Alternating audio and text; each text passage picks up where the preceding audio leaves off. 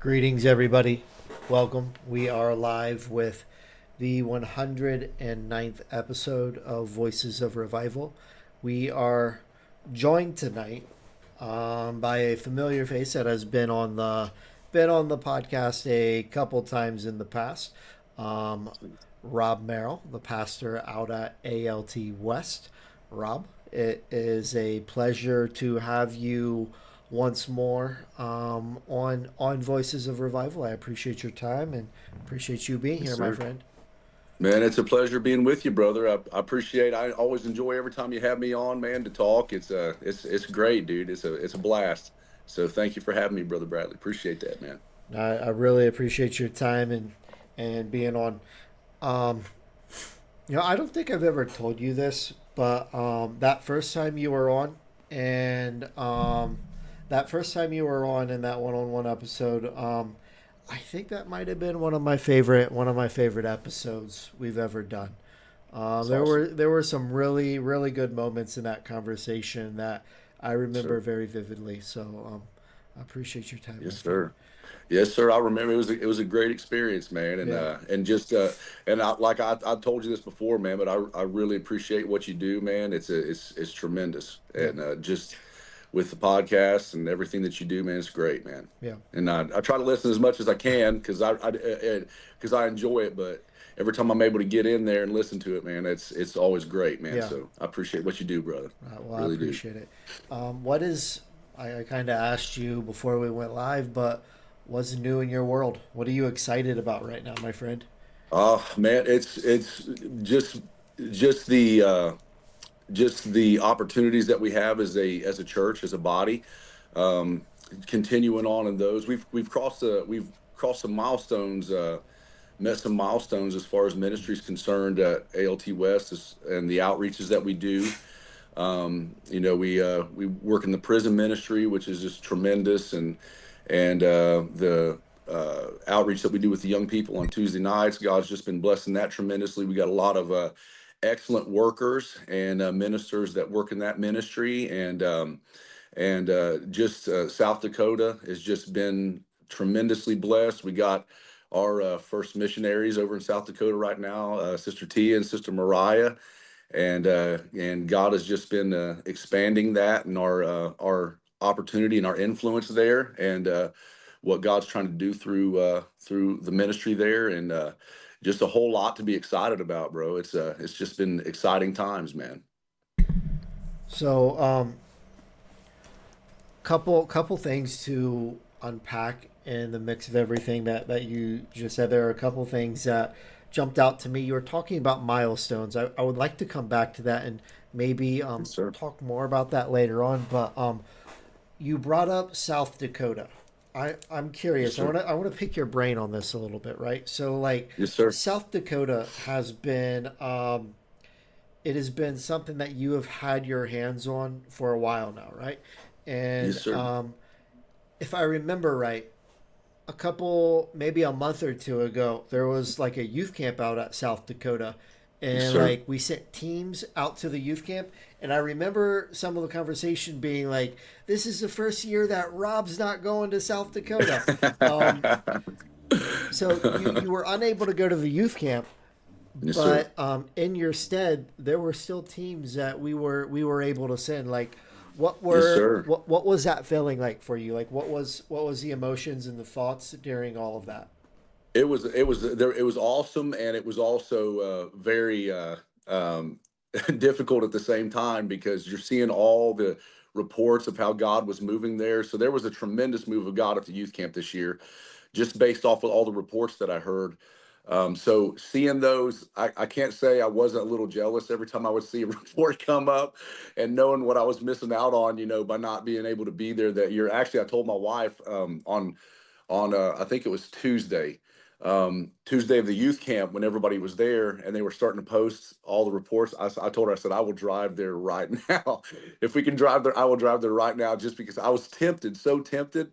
But I knew it was in as far as our portion of how we work at the camp. I knew that was in good hands. So Brother Jared Goad, our youth pastor, at ALT West, he has been going to the camp, going to South Dakota ever since we've been going. In fact, he went with us on our first trip to a native reservation in North Dakota, and he was like 12 years old. And so we were youth pastors in Richmond, Indiana, and we took a group of young people to a reservation in North Dakota called Devil's Lake, and that was our first time ever being there. It was right around 2012, I believe, and we took a group there, a group of young people, actually very young, young youth group. We took about 13, and it was where we first really saw the conditions on the reservation and the need for the gospel and the need for the churches actually being there, needing help, and just encouragement. But we helped with a vacation Bible school type situation there, and it was packed. We went out into the community, man, and we just we passed out flyers, invited people to church, and there would be kids waiting at the church probably about 2 or 3 hours before service, and every night there would be about 180, 200 kids in those services.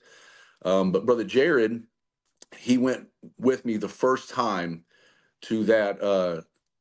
Went with us the first time to that. He was probably about 12 years old, and the first time we went to the youth camp in South Dakota, in I think it was 2018, he went with us. And so Brother Jared has always helped me with the recreation and the stuff that we do there, and all the setup and the tear down and the helping with all that, and sweeping and the devotions and all that we help out with at the youth camp. And so him and his wife Abby, they met at the youth camp, South Dakota youth camp. She was working in the kitchen with her church from Mount Olive Assembly of God in Alabama, and so they met at the youth camp, and then eventually got married, and now they're youth pastoring at West. And so she's a nurse. My wife is the camp nurse every year, so she's an RN. So he went and did the recreation and all the other responsibilities that we had. He's been doing it since we first started.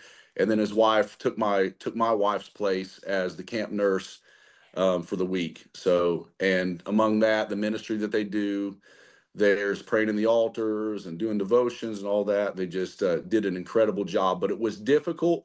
But the coolest part was is that they were able to just step in, and they're without a hitch, man, and just take care of things, man. They just did a tremendous job, and it's a blessing, man. And knowing that, it's you're the work you're doing. It's there's others that are there that are experienced, that are have more youth than you, that are able to step in and take up the responsibilities when you're not able to, man. So it was awesome.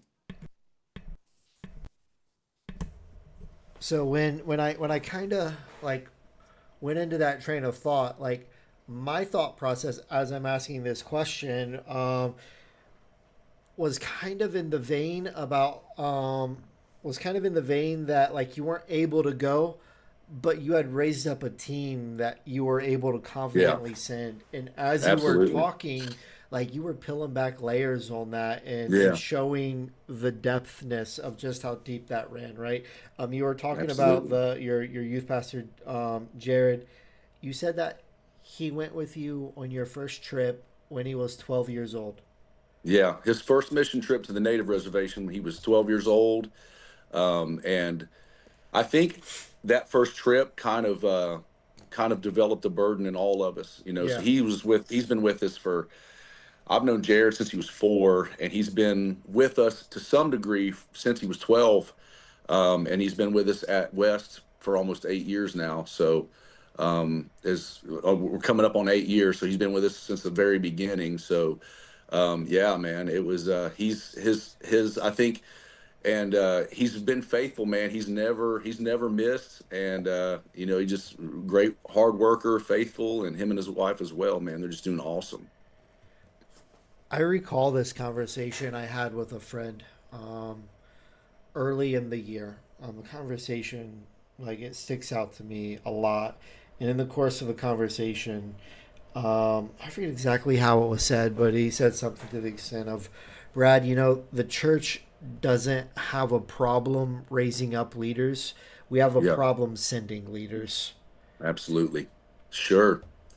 I mean, And I mean, I heard it said one time, success without a successor is a failure yeah, ultimately, because if you don't have anybody to come in and take up the work, I mean, because every one of us eventually, something's going to happen where we're not going to be able to continue the work, whether we started it or whether we took up somebody else's, begin to build off somebody else's foundation.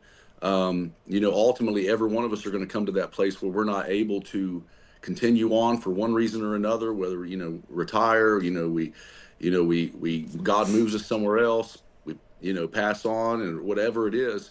There has to be, if we're not raising up successors, if we're not mentoring people to be able to do what we do, ultimately, that's it's going to be a failure. So success with I heard that when I was younger, man, and I never forgot it. But success without a successor is failure. And so every one of us need to always be thinking, no matter how young we are, we need to really be thinking about that, because we need to be raising up somebody that can do what we do. That has the gift, that has the burden, that has the willingness. Um, and make sure that when we are removed, when God takes us out, there's somebody that can step in and fill that void, because the ministry has to continue to go forward, whether we're the one driving it forward or not. So I've really taken that to heart in my life, and understood that there has to be somebody that's able to step in my stead if I'm not able to be there, and then eventually you know, take it on when I can't. So that's an important principle. yeah. Working with people, discipling people, um, giving yourself to someone in that way where you're really cultivating them. Um, it's not. It doesn't always feel like a victory. Yeah. There Yeah. are frustrations within that, and Yeah.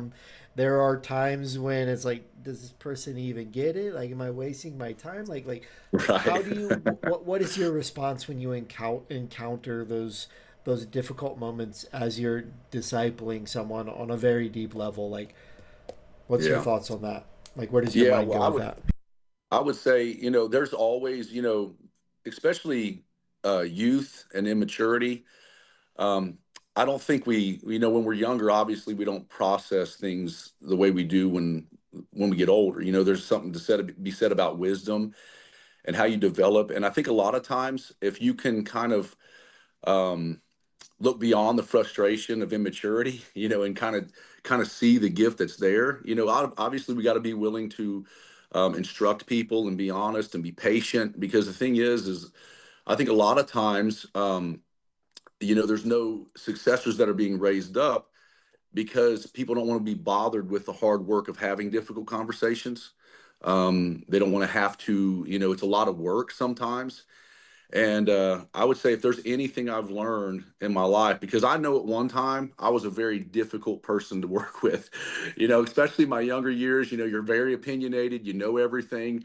You may get a fairly decent grasp on uh, some theology or some opinions or some doctrine, and all of a sudden you think you've grown to the place where you know things.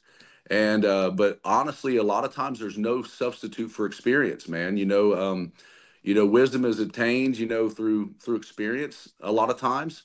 And I think when I'm looking at a young person, or anybody that I'm trying to train in a specific ministry, I have to be able to recognize where they are, recognize that I used to be in that exact same place. And the only reason that I am where I am is because somebody was patient enough to teach me.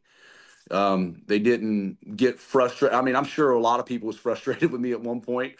I can guarantee there was a lot of mentors and people that were disciplers that were working with me that was frustrated with me at one time or another.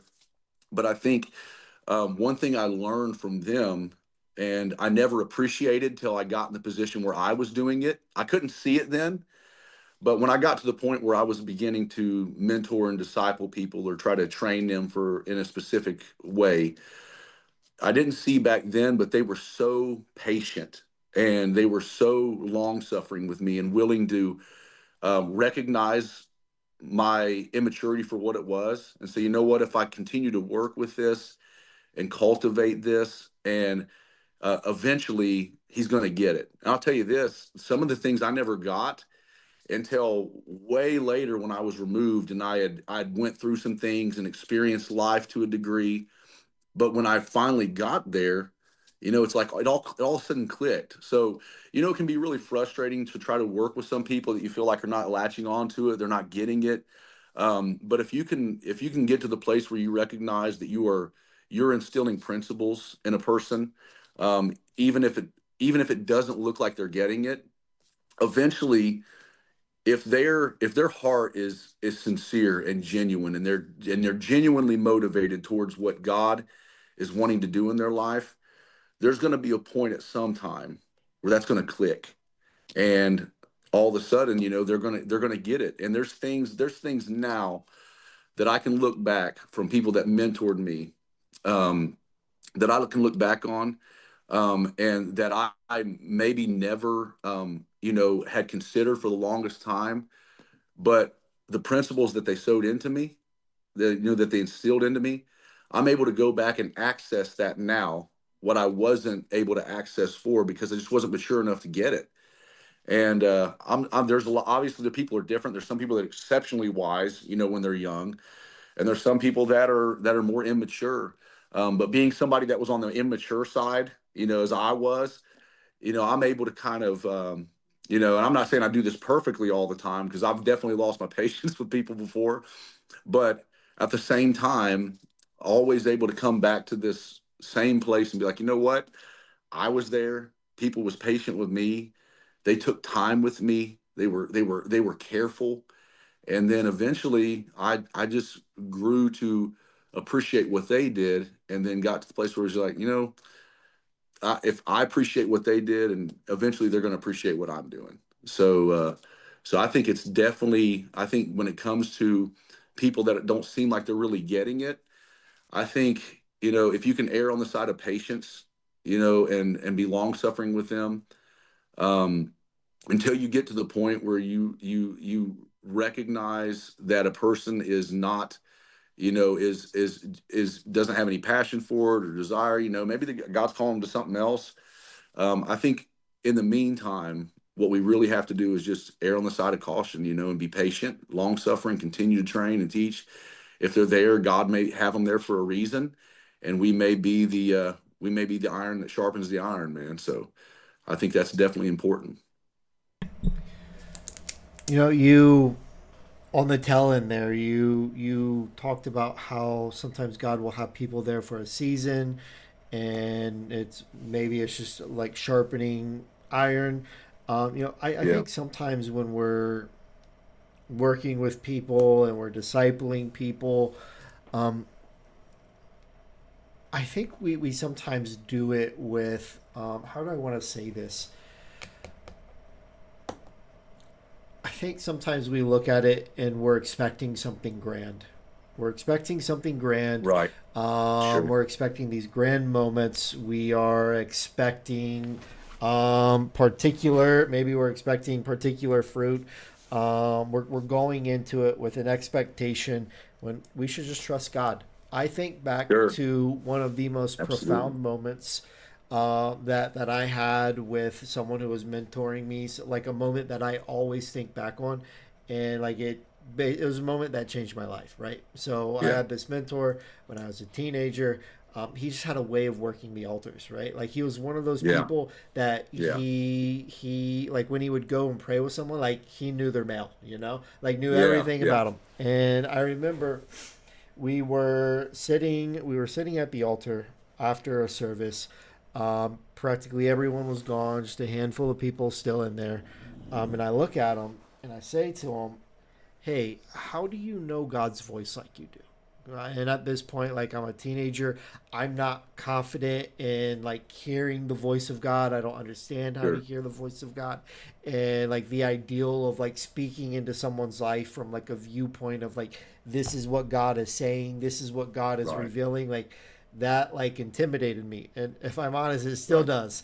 But Right. like, um, I ask him, "How do you know God's voice like you do?" And he looks at me, and just like the simplest, like so simple. He looks at me and he kind of laughs and says, "Jesus said, 'My sheep know my voice.'"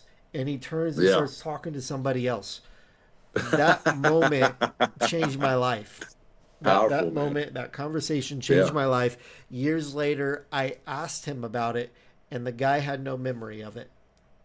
Like Wow. to him, it was just this like passing moment, right? But like Right. it was just him doing life with me and being there with me and Absolutely. discipling me and teaching me, and Yeah.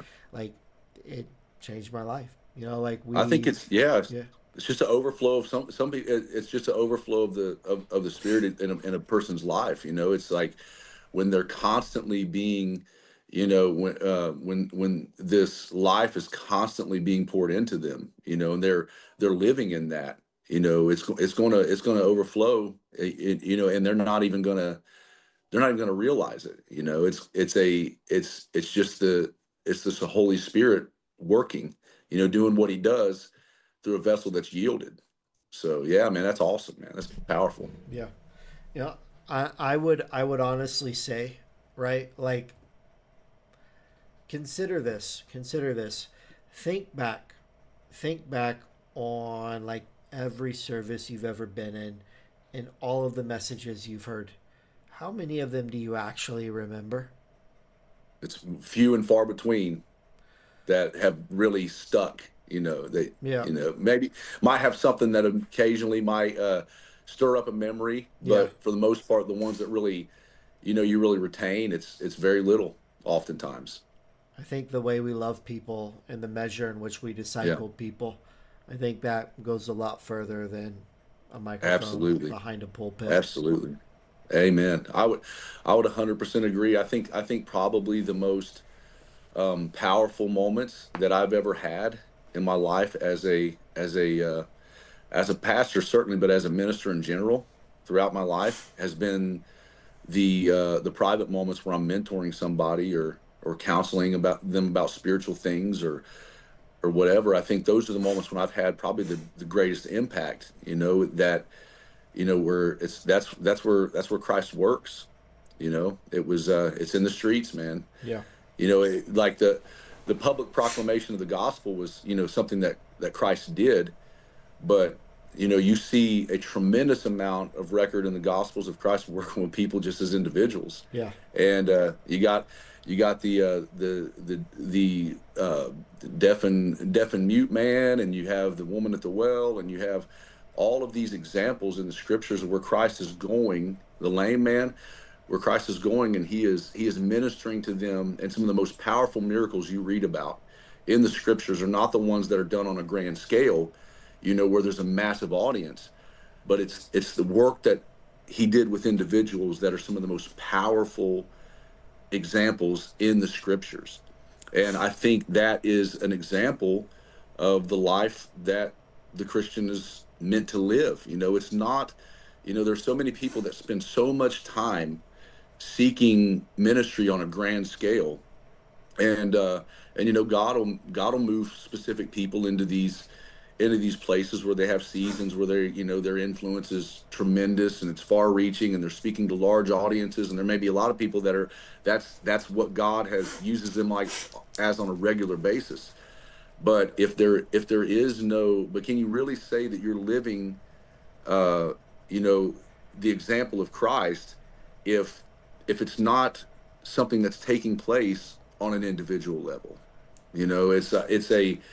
It's definitely, you definitely see that Christ's influence um, was was towards big audiences, but most of the work that Jesus did, man, it was street level.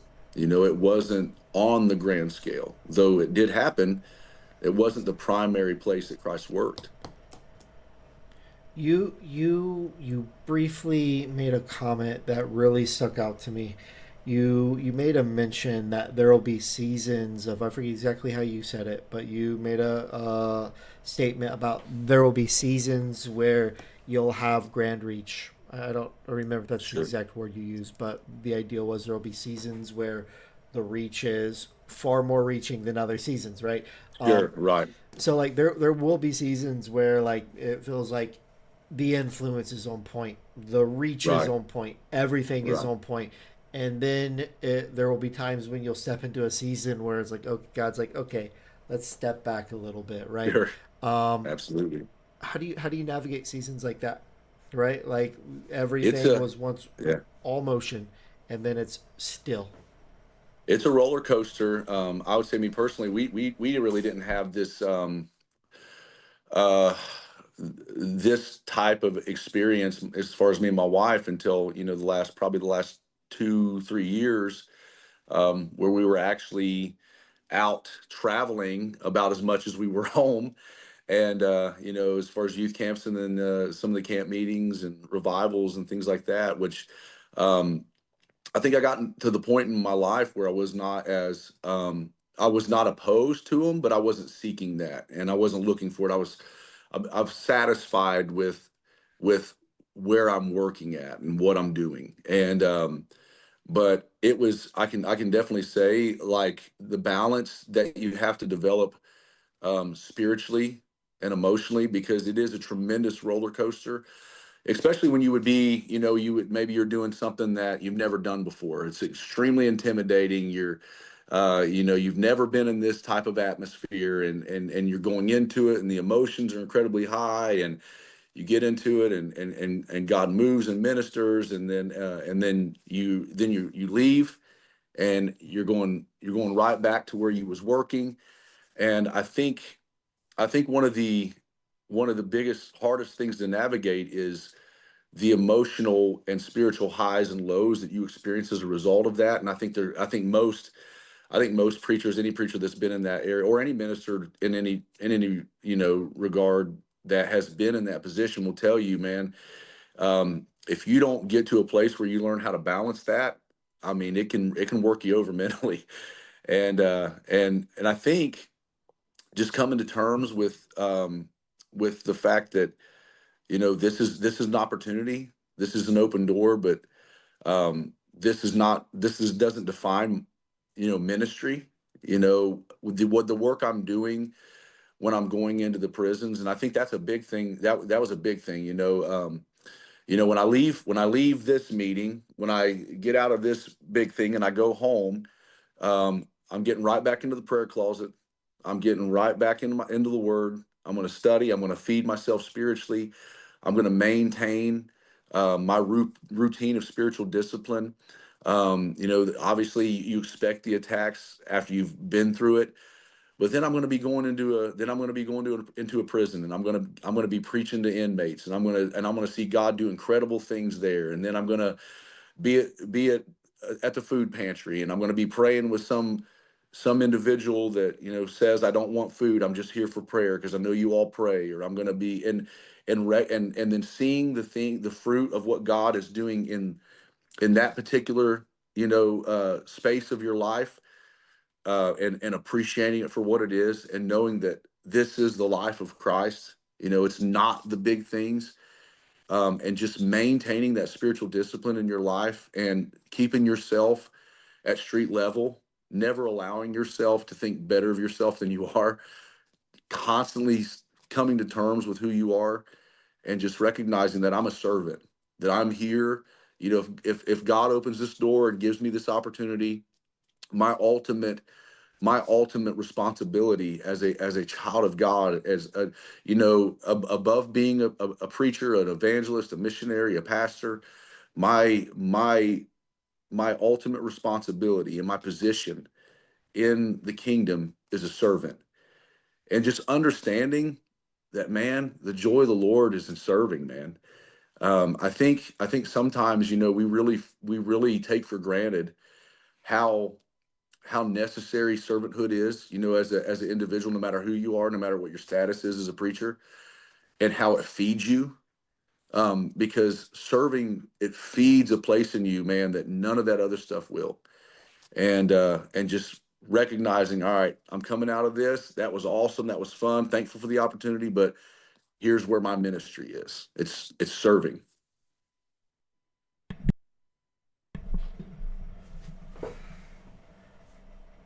So, I'm gonna be transparent. Um, Yes, sir.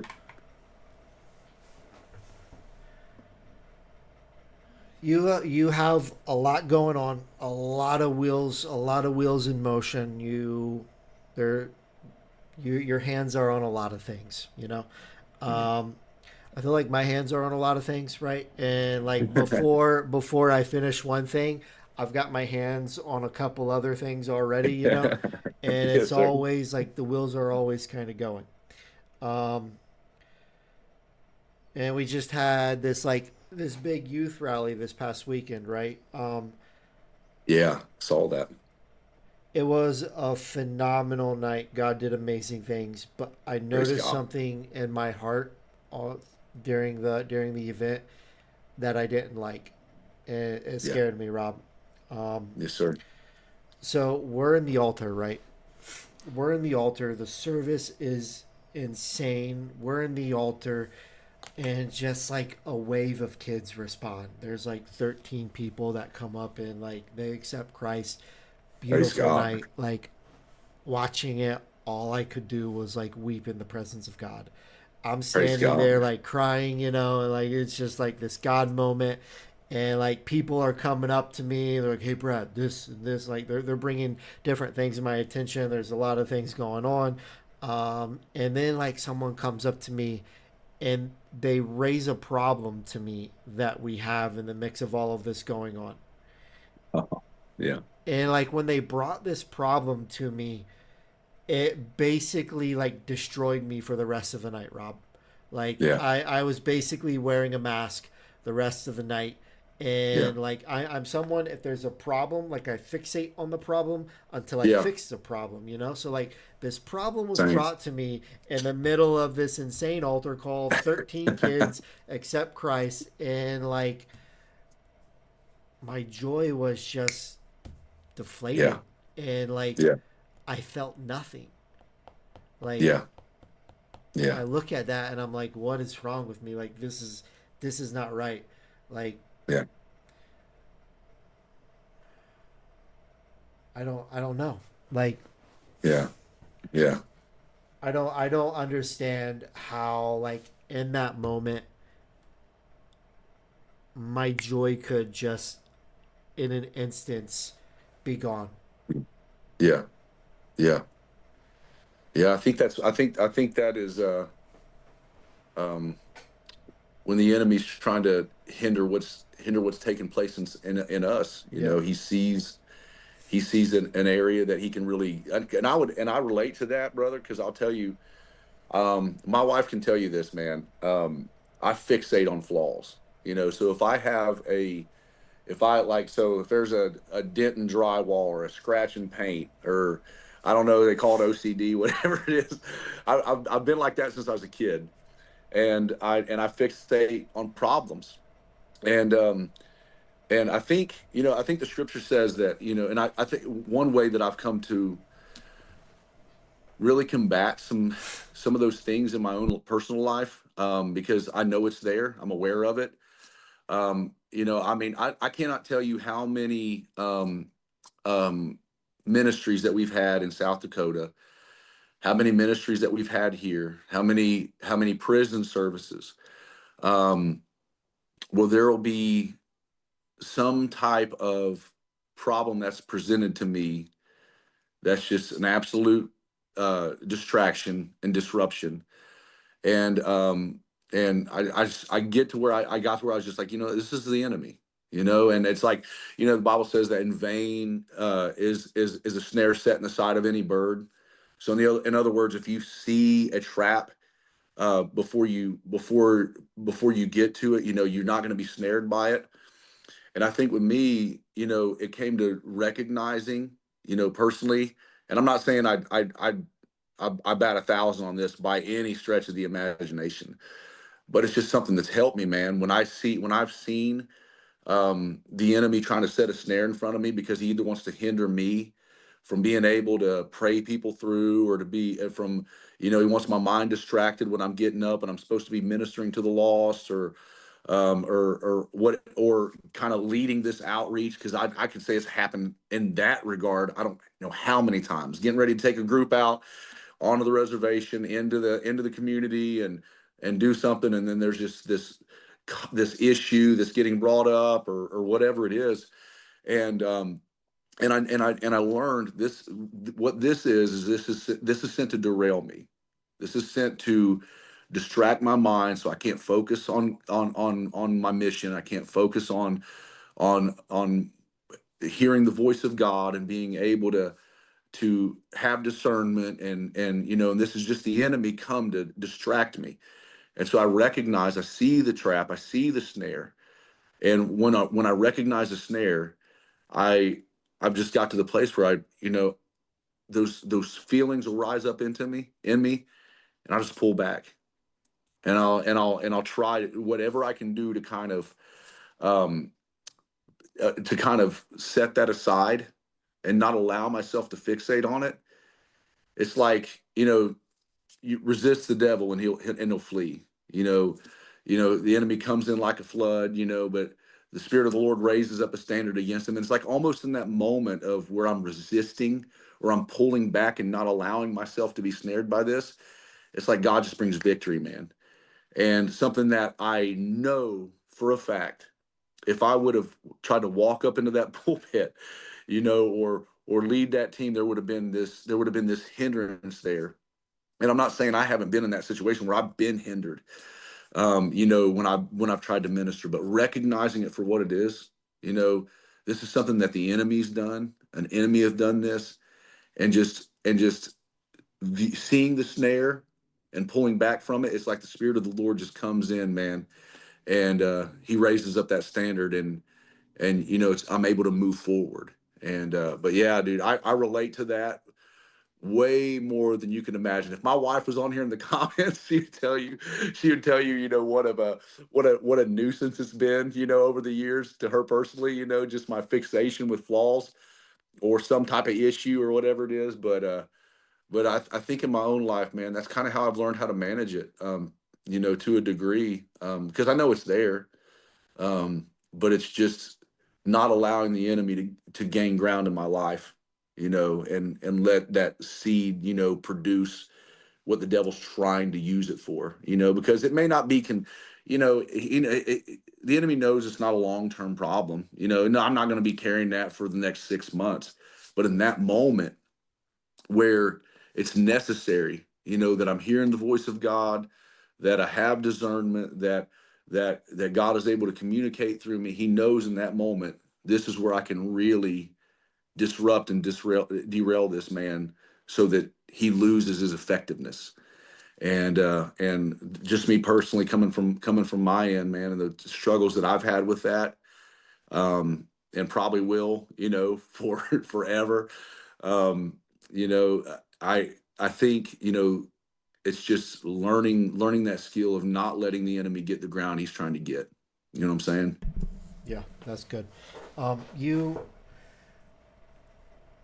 in the mix of all of that, you talked about how you alluded to being times you had to get up in the mix of kind of dealing Yeah. with things, and kind Yeah. of like get up and like present.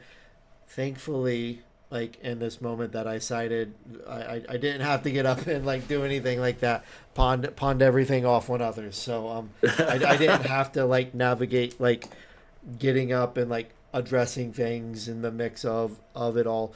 But like I look back on my life, and there have been times that like I was Yeah. in a situation where it's like, okay, now you got to go say something, but you're processing these things in your heart that Yeah. that they're an issue, and Yeah. you need to Yeah. do something about this, Brad. What would you say to someone, and like they're in that situation where like they do have to public face, and they have to public face, but there are things in their heart that they know that they should be addressing, but they might not, they should be addressing, but they yet have it for whatever reason, um, but like it's weighing on them. Like what would you say to someone like that? Do you mean as far as like they're actively, fighting these battles internally and then still getting up, or is it a particular? You know what I'm saying? So let me think about how to word this. Um, I look back on my life, and there have been times when I was dealing with things very heavy, things that were Yes. very Yeah. heavy, things that Absolutely. the actions of others broke my heart, Yeah. broke my heart, Absolutely. left me broken, Yes, and sir. like you have to keep going, right? Yeah. Like Yeah. you're Yeah. in that grind. The wheels have to keep turning, but you're Yeah. processing these things, and the things that you're processing, they've been lingering, and like the pain's real. And to like press forward, it's like you have to ignore this thing. Like, what did you say to Right. someone? Well, okay. I'll say this. In those moments, one thing that I've learned, because I'll tell you this, man, I've had to step up into the pulpit and preach with um, before people that I know. Um, there's some type of an offense or something, or something's happened, and it's caused, not just pain in me, but pain in them, or pain in the people that's around.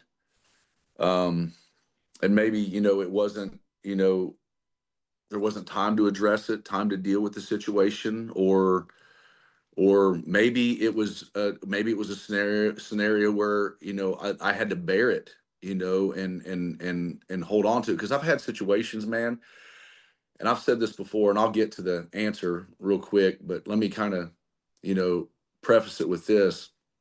Man, I've had situations where I've been pulled aside before service starts. Now, not just at West, but other places, where I've been pulled aside and I've been told something, either about myself or what somebody else was going to do.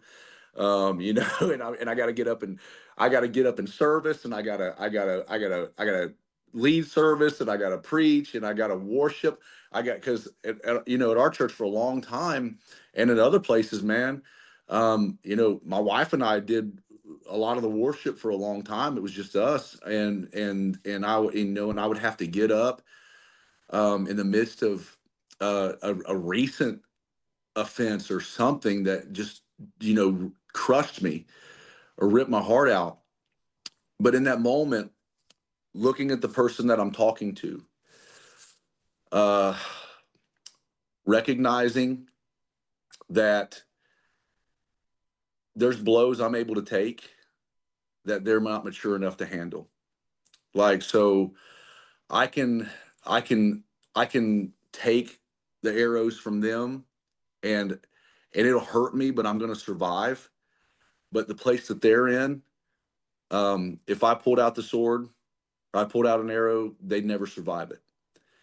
And just having the grace of God to be able to discern those things sometimes has been invaluable to me, because I know I'm capable of saying things, um, that can wound people. And the thing is like, a person may say something to me, and they may be the worst offender of that specific thing that I'm being accused of. Or maybe I have done something inadvertently or whatever it is. I don't know. But I've recognized in some moments, man, that person, like, I can take the cuts, I can take the wounds, but this person would never survive it. And then then having to go from that position up onto the platform, what I found was, man, is that if I was obedient and moved forward despite it, that the grace of God was always present, and his grace would enable me to get through something that ordinarily I wouldn't have been able to overcome. You know, Maybe I would have went up and I've been singing a worship song and I'd have been distracted, and I'm not able to worship God the way that I want, or usher in this atmosphere of worship where the Spirit of God's able to minister to people, and or I'm distracted when I'm trying to preach and I'm reading my text and I'm thinking about what was said, or and being capable of still loving. Um, and what I found is, man, is that when I just go forward, the grace of God is there to meet me.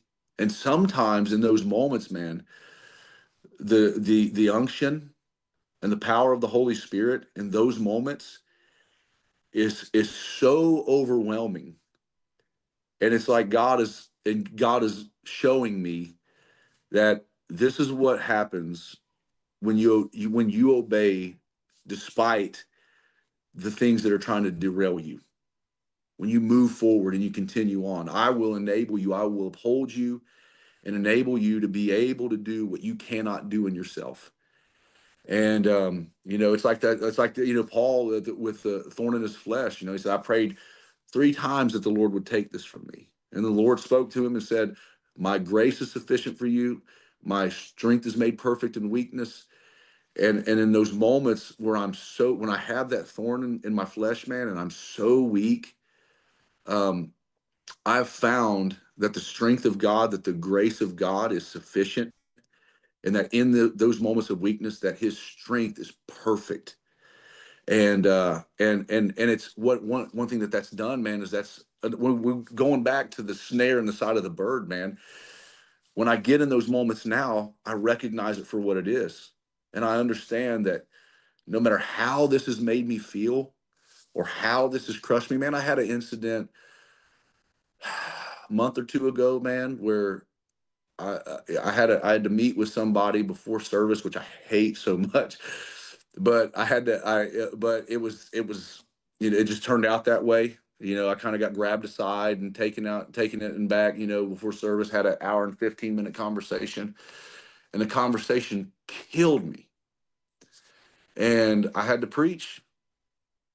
But in that moment, man, I stepped back. After that it was over, and I'm hearing the worship music start to play in the sanctuary. I'm hearing, the church be, the piano starting up, and I hear the guitar, and I hear the drums, and I hear and I walked back for just a few moments, man. And I bowed my head and I said, "Lord, Your grace is sufficient, so just help me." And walked in, man, and God, it was since I can remember, some Real of the most quick, real powerful quick. times of worship I've ever had. Go ahead, brother. Sorry. 1 minute ago, I think it was 1 minute ago. According to what I'm seeing in the Facebook comments, it might not have been 1 minute ago. But Tia commented, "His grace is sufficient," right before you made that comment. Praise Go God, on. I can't even see it. So Yeah, praise yeah. God. Hope you are well, Tia. Um, Yeah, praying for you, lady. yeah. I talked to Tia for like an hour already today. So, but no, man, it's just like God, His grace is sufficient, man. Um, our weakest moments, man. His strength is He's always strong, but we just feel His strength, you know, because we're weak. And brother, I couldn't tell you, man. It's the now I know. Now I know. I'm not. It's not an assumption anymore. I know that if I can persevere through this, if I can put myself where I need to be, and I'm just obedient, I know God's going to be present. There's no doubt anymore. I think I think in ways you and I are wired very similarly, Rob. Um, I would agree. the you a phrase that you used multiple times was "I can take it." I Yeah, think that's a mentality that I myself have quite often, sure.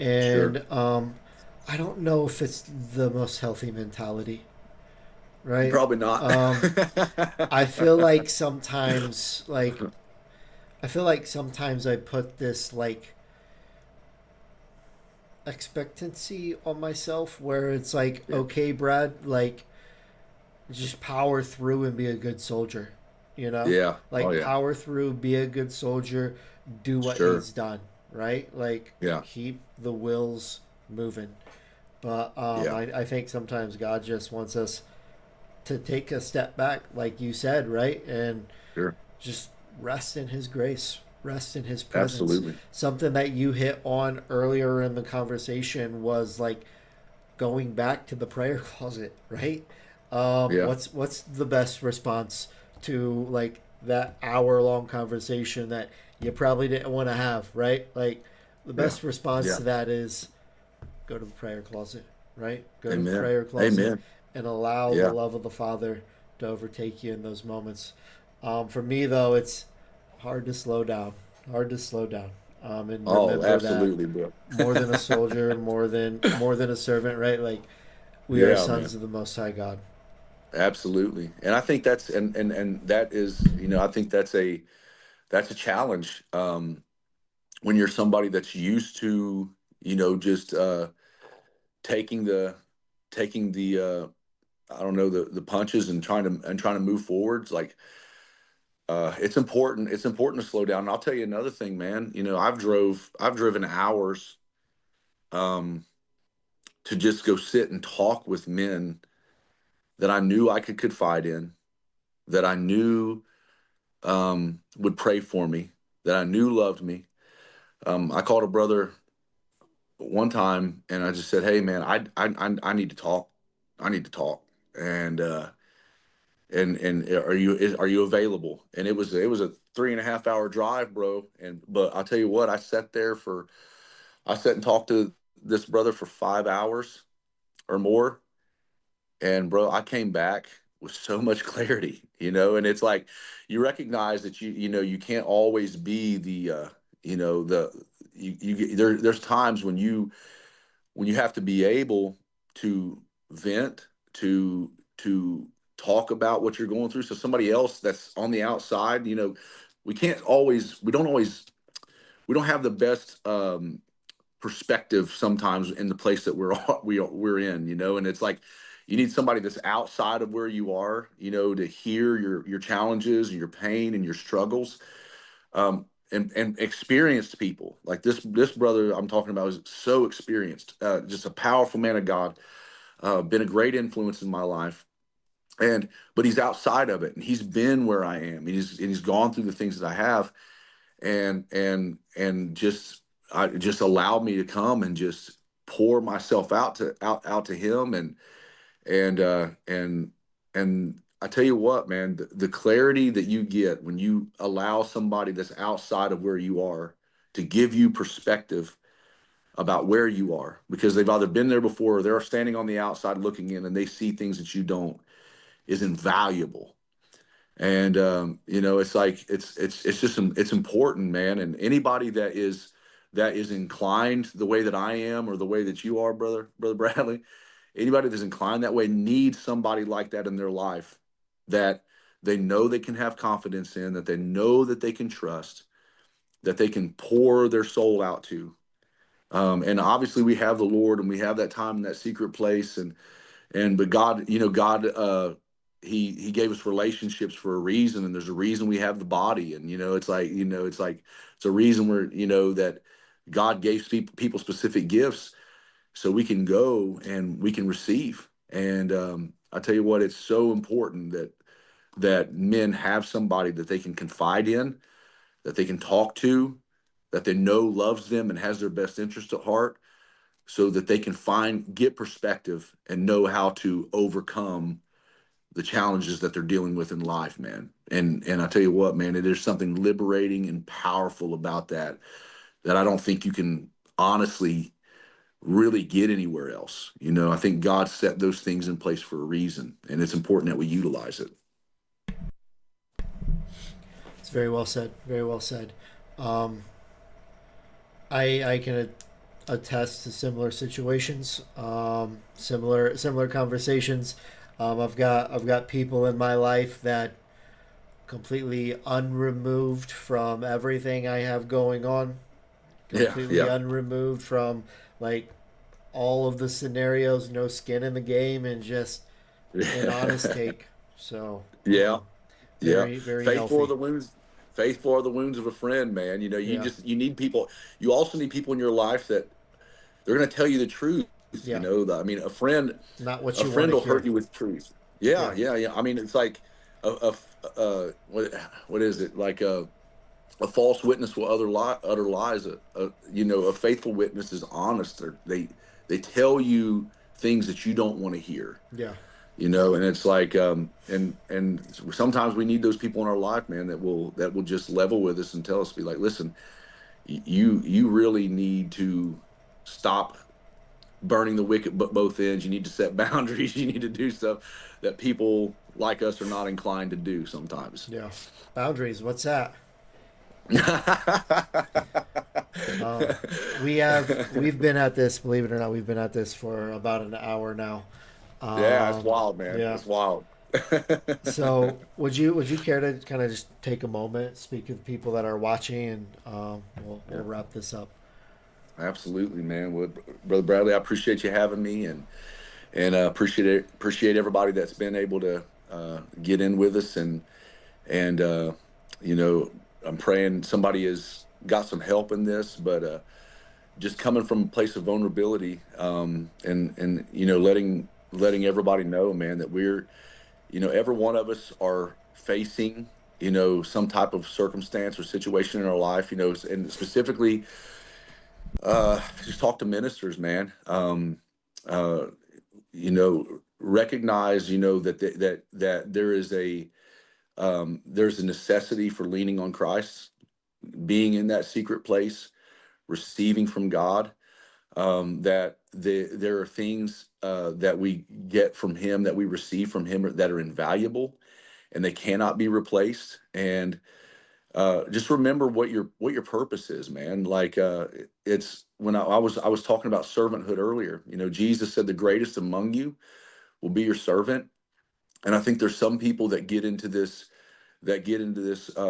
mold of where they're, or get into this vein in their life of where they're just seeking to pursue things in their life, and they have expectations that are not meeting reality, and they're discouraged by it. Man, if you can just find a place to serve, if you can just find a place to give of yourself, I'm telling you, the joy of the Lord is incredible in those moments. And there are just some things in life, man, that as a minister, that we cannot do without. We cannot do without that connection with the Lord in that secret place. We got to stay connected to the vine.